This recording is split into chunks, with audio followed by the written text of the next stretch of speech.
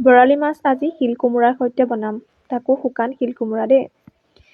প্ৰথমতে ভাতটো পাতি ল'লোঁ, তাৰপিছতে এয়া দেখিছেনে চাহ একাপ বনাই লৈছোঁ। ভাত বনোৱাৰ সময়ত মই একাপ চাহ খাওঁ দুপৰীয়া, আৰু যিহেতু খালী চাহ খাব নোৱাৰোঁ সেইবাবে লগতে ব্ৰেড দুখন লৈ লৈছোঁ।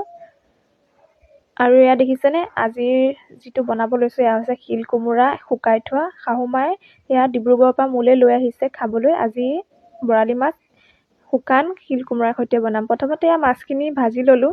বৰালি মাছ ভাজিলে বহুত ফুটে কিন্তু দেই, বহুত মানে ৰিস্ক থাকে। ভালকৈ ভাজিব লাগিব, নহ'লে গোটেই গাত তেল ছিটিকি পৰিব। আৰু মই সাৱধানে ভাজি আছোঁ।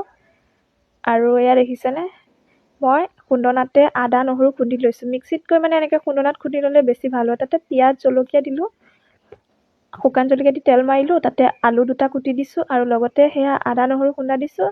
তাৰপিছতে হালধি আৰু নিমখ দি এতিয়া বিলাহী দুটা কাটি দিছোঁ আৰু এইখিনি ভালদৰে লৰাই লৈছোঁ। এয়া দেখিছেনে তাতে মই এই কোমোৰাখিনি দি দিছোঁ। ৰেচিপি বাৰু পিছত দিম।